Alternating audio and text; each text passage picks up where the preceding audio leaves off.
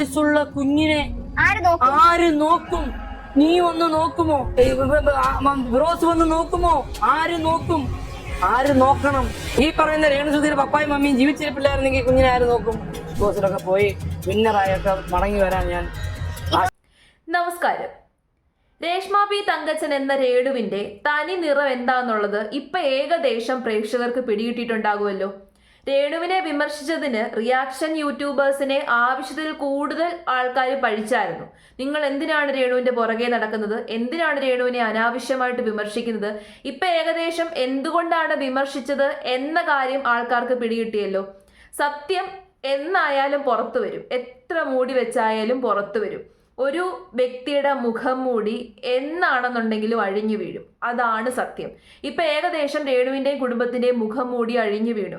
രേണുവും രേണുവിന്റെ അച്ഛനും കൂടി ഇന്റർവ്യൂവിൽ വന്നിരുന്ന് വലിയ ആക്രോശങ്ങളൊക്കെ നടത്തിയായിരുന്നു.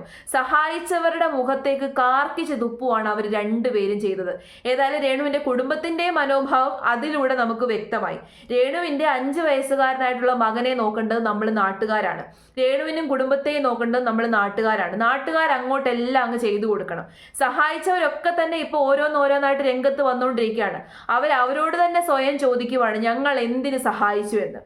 അപ്പം അത്രയും വല്ലാത്തൊരു അവസ്ഥയിലേക്ക് സഹായിച്ചവരെ കൊണ്ടെത്തിച്ചു.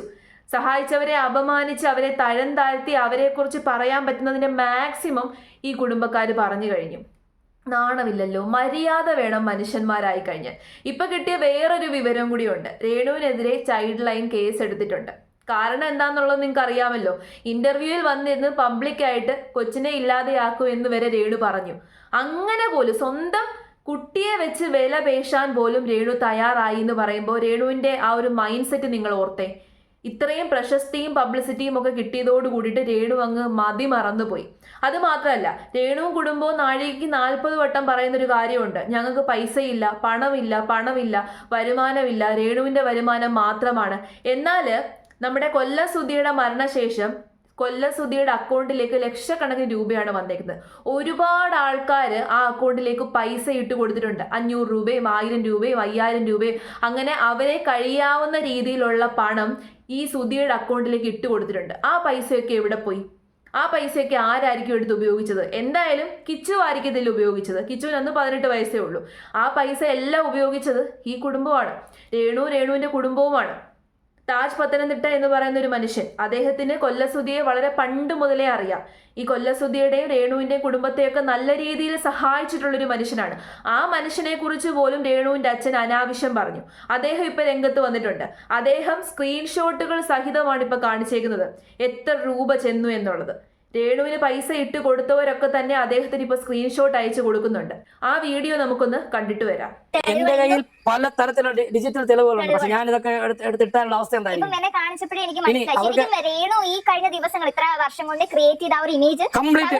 കംപ്ലീറ്റ് കാരണം പറഞ്ഞാൽ ഇതുകൊണ്ട് എനിക്ക് പിന്നെ ഞാൻ ഇപ്പൊ വന്നതാണ് നോക്കി. ഇത് കണ്ടോ? പൈസ ഈ ഇട്ട് കൊടുത്തത് സുധിയുടെ അക്കൗണ്ടിൽ തന്നെ. സുധി മരിച്ചു കഴിഞ്ഞും സുധിയുടെ അക്കൗണ്ടിലേക്ക് പൈസ പോയതിന്റെ തെളിവ്. അതുകൊണ്ട് നോക്കിയാണ്ടോ? കണ്ടോ? നോക്കിയേ, മരിച്ചു കഴിഞ്ഞ അക്കൗണ്ട് മേപ്പോട്ട് സ്ക്രോൾ ചെയ്താൽ മതി. ജൂൺ 2023 എനിക്ക് ഓരോരുത്തർ അയച്ചു തന്നോണ്ടിരിക്കുക മിക്ക ക്യാഷ് ട്രാൻസാക്ഷന്റെ ഡീറ്റെയിൽസ് വന്നിട്ടുള്ളത്. ഇതേപോലെ പല തെളിവുകൾ എന്ന് പറഞ്ഞു കഴിഞ്ഞാൽ വോയിസ് റെക്കോർഡ്, അതേപോലെ ഫോട്ടോസ്, ചാറ്റ് ലിസ്റ്റ്, പല കാര്യങ്ങളും ഇദ്ദേഹത്തിന്റെ പക്കൽ ഇപ്പം. കാരണം എനിക്ക് ഇത് വന്നു കഴിഞ്ഞപ്പോഴത്തേക്ക് കണ്ടോ, സുധി എന്നാണ് സുധി. പിന്നെ അതുപോലെ സുധിയുടെ മകനെ പൈസ ഇട്ട് കൊടുത്തിട്ടുണ്ട്. സുധിയുടെ മകനെ ഇത് ഓരോരുത്തരും എനിക്ക് അയച്ചു തന്നോണ്ടിരിക്കുക. അതാണ് ഇപ്പൊ വന്നാ കണ്ടോ? ഇങ്ങനെ ഓരോരുത്തരും നമുക്ക് അയച്ചു തന്നോണ്ടിരിക്കുക ഓരോ കാര്യങ്ങൾ. കാരണം എന്റെ പേര് ഇന്നലെ പിന്നെ രേണുവിന്റെ പപ്പ പറഞ്ഞതിന് ശേഷം എനിക്ക് ഒരുപാട് തെളിവുകൾ, ഡിജിറ്റൽ തെളിവുകൾ എനിക്ക് ഇങ്ങോട്ട് ഓരോരുത്തർ അയച്ചു തന്നിട്ടുണ്ട്. ഒരുപാട് പൈസകൾ മേടിച്ചാണ് ഇവര്. ഉളുപ്പില്ലാത്ത കുറെ മനുഷ്യന്മാര് സോഷ്യൽ മീഡിയയിൽ കയറി കുറച്ച് ഒന്ന് വൈറലായി, ഇച്ചിരി പബ്ലിസിറ്റി കിട്ടി. നെഗറ്റീവ് പബ്ലിസിറ്റിയാണ്, പോസിറ്റീവ് ആയിട്ടുള്ള പബ്ലിസിറ്റി അല്ല രേണുവിനുള്ളത്. ഇച്ചിരി നെഗറ്റീവ് പബ്ലിസിറ്റി കിട്ടിയതോട് കൂടിയിട്ട് രേണു എന്തോ വലിയ സംഭവമാണെന്നാണ് പുള്ളിക്കാരിയുടെ വിചാരം. ആ മകനെ നോക്കാൻ പോലും അവർക്ക് സമയമില്ല. അച്ഛനും അമ്മയും വന്ന് നിൽക്കുന്നത് മകനെ നോക്കാനാണെന്നാണ്. എന്നാൽ ആ കൊച്ചുകുട്ടിയുടെ കോലം നിങ്ങൾ കണ്ടിട്ടുണ്ടോ? ഒന്ന് കണ്ടിട്ടുണ്ടോ? അതൊരു വല്ലാതെ ക്ഷീണിച്ചിരിക്കുകയാണ്. അവൻ നല്ലപോലെ ഭക്ഷണം കഴിക്കുന്നുണ്ടോ എന്ന് പോലും അറിയത്തില്ല. കിച്ചു അവനെയും കൊണ്ട് KFC-യിൽ പോകുന്ന ഒരു വീഡിയോ ഉണ്ട്, ആ ബ്ലോഗിനകത്ത് കാണാം. ആ ഭാഗത്ത് എന്ത് സന്തോഷത്തോടു കൂടിയിട്ടാണ് ആ കുട്ടി കിച്ചുവിൻ്റെ ഒപ്പം പോകുന്നത്. എന്തൊരു സന്തോഷമാണെന്ന് അറിയാമോ അവന്റെ മുഖത്ത്. ആ സന്തോഷം പോലും കാണാൻ രേണുവിന് വയ്യ. രേണു എവിടൊക്കെ പോകുന്നുണ്ട്, എന്തൊക്കെ ചെയ്യുന്നുണ്ട്. ആ കുട്ടിയെ കൊണ്ടൊന്ന് പുറത്തു പോകാനോ അല്ലെന്നുണ്ടെങ്കിൽ അവരെന്തെങ്കിലും ഭക്ഷണം പുറത്തുനിന്ന് വാങ്ങിച്ചു കൊടുക്കാനോ ഒന്നും രേണു തയ്യാറല്ല. രേണു ഇങ്ങനെ നടക്കുകയാണ്. എന്നിട്ട് നമ്മളോട് പറയുന്നത് എന്താണ്? എൻ്റെ മകനെ നോക്കാനാണ്, എൻ്റെ കുടുംബത്തെ നോക്കാനാണെന്ന്. എങ്ങനെയുണ്ട്? കുറച്ച് നാൾ മുമ്പ് കൃത്യമായിട്ട് പറഞ്ഞു കഴിഞ്ഞാൽ നമ്മുടെ കൊല്ലം സുധിയുടെ ഓർമ്മ ദിവസം അന്ന് ഒരു വീഡിയോ പുറത്തു വന്നിരുന്നു. അന്ന് ഈ ഋതപ്പൻ ഇങ്ങനെ കുനിഞ്ഞിരുന്ന് കാലിൽ ചെരുപ്പിടുന്ന സമയത്ത് അവന്റെ കഴുത്തിന്റെ പുറകിലായിട്ടൊരു നല്ല മുറിവുണ്ടായിരുന്നു. അപ്പൊ ആരോ ചോദിച്ചു ഇത് എങ്ങനെയാണ് ഈ മുറിവ് വന്നതെന്ന്.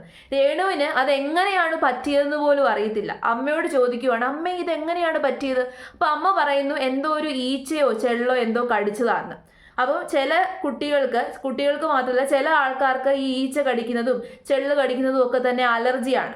അപ്പം ഓരോരുത്തരുടെ സ്കിന്ന് റിയാക്ട് ചെയ്യുന്നത് പല രീതിയിലാണ്. അപ്പം എനിക്ക് തോന്നുന്നു ആ കുട്ടിയെ അത് കടിച്ച സമയത്ത് അത് അലർജി ആയിട്ട് അവിടെ പൊള്ളുന്ന പോലായി, നല്ല രീതിയിൽ പാട് പോലെ ഉണ്ടായിരുന്നു. അതെങ്ങനെയാണെന്ന് പോലും രേണുവിന് അറിയത്തില്ല. അപ്പോൾ ഒന്ന് ആലോചിച്ച് നോക്കിക്കേ. എന്നിട്ട് അതെല്ലാം കഴിഞ്ഞ ദിവസം ഇന്റർവ്യൂവിൽ വന്നിരുന്ന് പറയുവാണ് ഋതപ്പനെ നോക്കണം. നമ്മളാണോ നോക്കേണ്ടത്? നാട്ടുകാരാണോ നോക്കേണ്ടത്? രേണുവിന്റെ മകനെ നോക്കേണ്ടത് ആരാണ്? രേണുവാണ് നോക്കേണ്ടത്. അതിന് പോലും കണക്ക് പറയുവാണ്. അത് മകനെ നോക്കുന്നതിന് പോലും രേണു കണക്ക് പറയുവാണ്. നല്ലൊരു വീട് പണിഞ്ഞു കിട്ടി. ആ വീട് പണിഞ്ഞു കൊടുത്തതും പോരാഞ്ഞിട്ട് ആ വീട് വൃത്തിയായിട്ട് സൂക്ഷിക്കേണ്ട ഉത്തരവാദിത്വവും ആ വീട് പിന്നെ ആനുവലി മെയിൻറ്റെയിൻ ചെയ്ത് കൊടുക്കേണ്ട ഉത്തരവാദിത്വം ആ ബിൽഡറിനാണ്. ഈ വീട് പണിഞ്ഞു കൊടുത്തതും പോരാ, ആ വീട്ടിലേക്ക് ഒരു സർവന്റിനെയും കൂടി കൊടുക്കാഞ്ഞത് എന്താ? രേണുവിനൊക്കെ വൃത്തിയാക്കാൻ ഭയങ്കര ബുദ്ധിമുട്ടാണ്. ഭയങ്കര തിരക്കുള്ള ആളല്ലേ, ഭയങ്കര ബിസി ആയിട്ടുള്ള ആളല്ലേ. അപ്പൊ വൃത്തിയാക്കുന്നത് എങ്ങനെയാണ്? അപ്പൊ ഒരു സർവന്റിനെയും കൂടി കൊടുക്കാൻ വയ്യായിരുന്നു. ഇനി നാട്ടുകാരെല്ലാം കൂടി പൈസ പിരിച്ചിട്ട് രേണുവിന്റെ വീട് വൃത്തിയാക്കാൻ വേണ്ടി ഒരു സർവന്റിനെയും കൂടി നമുക്കിങ്ങ് വെച്ചു കൊടുക്കാം. നമ്മൾ വിചാരിച്ച പോലത്തെ ആൾക്കാരേ അല്ല ഇവരൊന്നും. നമ്മൾ വിചാരിക്കും പാവമാണല്ലോ, അങ്ങനാണല്ലോ. അങ്ങനെ ഒരു സിമ്പതി ഇപ്പോഴും രേണുവിനെ കുറിച്ചിട്ട് കുറെ ആൾക്കാർക്കുണ്ട്. പാവസ്ത്രീ. ഇപ്പൊ ഏതായാലും പാവസ്ത്രീയുടെ തനി സ്വഭാവം എന്താന്നുള്ളത് നാട്ടുകാർക്ക് വ്യക്തമായിട്ടുണ്ട്. ഇനി അതും കഴിഞ്ഞിട്ടില്ല. ഇപ്പൊ അവരുടെ ലക്ഷ്യം എനിക്ക് തോന്നുന്നു കൊല്ലം സുധിയുടെ ഇൻഷുറൻസ് തുകയാണ്. ആ ഇൻഷുറൻസ് തുകയ്ക്ക് വേണ്ടിയിട്ടാണ് ഇപ്പൊ അവര് നടക്കുന്നത്. അതും കൂടി കിട്ടിക്കഴിഞ്ഞാൽ സുഖമായല്ലോ. എന്നാൽ ആ ഇൻഷുറൻസ് തുകയിൽ തുല്യ അവകാശമാണ് നമ്മുടെ രേണുവിന് അവകാശമുണ്ട്. കാരണം രേണു എന്ന് പറയുന്നത് ലീഗലി ഉള്ള വൈഫാണ്.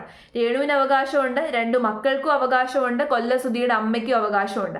അങ്ങനെ തുല്യ അവകാശമാണ്. ഒറ്റയ്ക്കൊന്നും ആ ഇൻഷുറൻസ് തുക അടിച്ചു മാറ്റാമെന്ന് രേണു വിചാരിക്കേണ്ട, നടക്കത്തില്ല. അതൊരിക്കലും നടക്കത്തില്ല. ഇപ്പൊ ഏതായാലും കിച്ചുവിന് പ്രായപൂർത്തിയായതുകൊണ്ട് അവനും പൈസയുണ്ട്. പിന്നെ അത് മാത്രമല്ല ഋതപ്പന്റെ പേരിലും ആ തുക തുല്യമായിട്ട് വീതിക്കേണ്ടി വരും.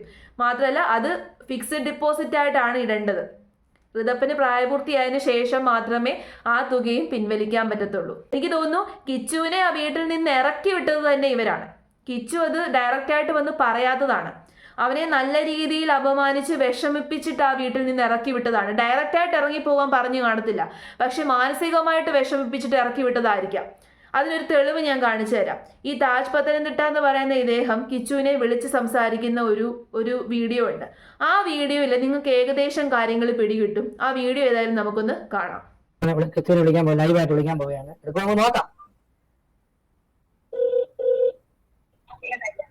കിച്ചുമോനെ താജ്മാമനാ.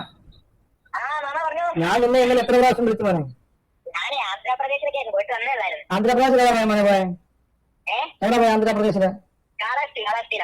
ആ മോനെ ഞാൻ എന്നെ പിന്നെ പപ്പായ്ക്ക് എന്നെ പിടിച്ചിടേണ്ട കാര്യം ഉണ്ടായിരുന്നു മോനെ. ഓർത്ത് വയ്ക്കും. അല്ല മോനെ ഞാൻ മോനറിയാലോ, ഞാൻ മാമൻ സഹായിച്ചിട്ടുണ്ടോ ഇല്ലയോ? ആ സഹായിച്ച എന്നെ സാറേന്ന് വിളിച്ച് പപ്പ എന്നെ എന്തെല്ലാം പറഞ്ഞു മോനെ ഓർത്ത് വയ്ക്കും.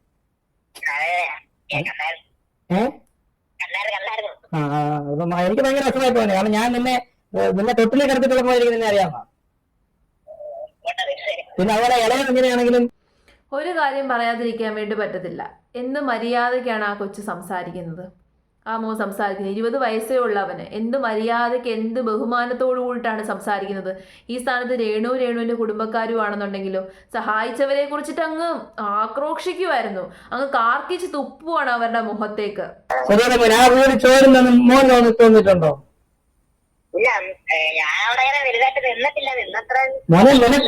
നിനക്ക് വേണ്ടി പറഞ്ഞല്ല വീടാ എന്റെ പൊന്നു മോനെ, മോന് വേണ്ടി പറഞ്ഞല്ല വീടാ. മോൻ അവിടെ നിൽക്കണം.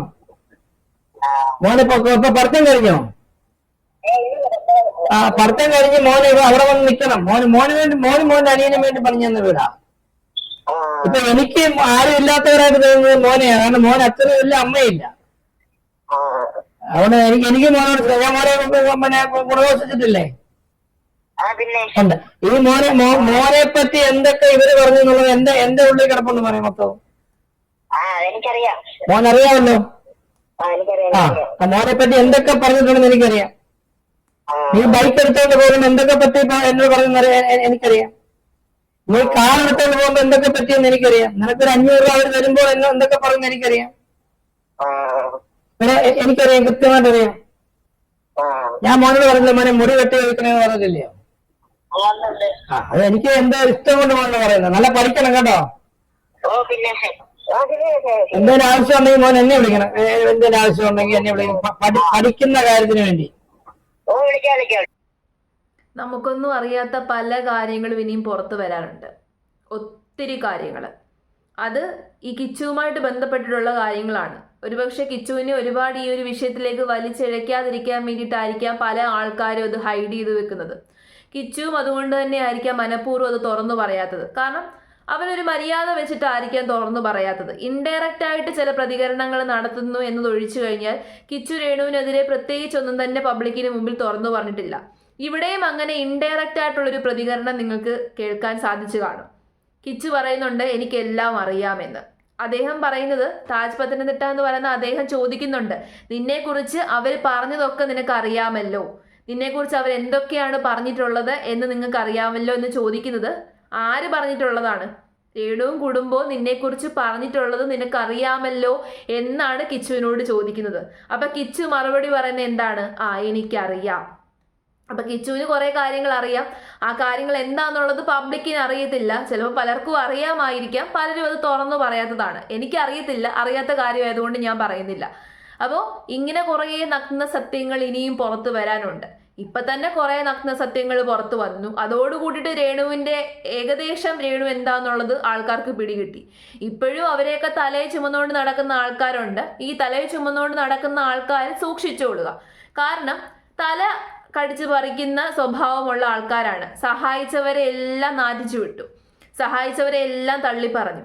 ഇപ്പം ഈ മാധ്യമങ്ങൾ കുറേയൊക്കെ കൂടെ ഉണ്ടല്ലോ, എവിടെ പോയാലും ഓൺലൈൻ മാധ്യമങ്ങളുണ്ട്, എവിടെ പോയി കഴിഞ്ഞാലും ഇപ്പോൾ വൈറലാകുന്നുണ്ട്. അപ്പോൾ അതിൻ്റെ ഒരു അഹങ്കാരമാണ്. എല്ലാ കാലത്തും ഇങ്ങനെ നിൽക്കുമെന്നാണ് പുള്ളിക്കാരി വിചാരിച്ചു വെച്ചേക്കുന്നത്. ഒന്നുമല്ല.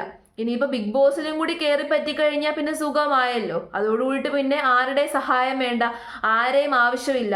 അതുകൊണ്ടാണ് എല്ലാവരെയും ഇങ്ങനെ തള്ളി പറഞ്ഞേക്കുന്നത്. കഷ്ടം. ഏതായാലും എല്ലാം കൂടി പുറത്ത് വരുന്നതോടു കൂടിയിട്ട് രേണുവിൻ്റെ കാര്യത്തിൽ ഒരു തീരുമാനമാകും.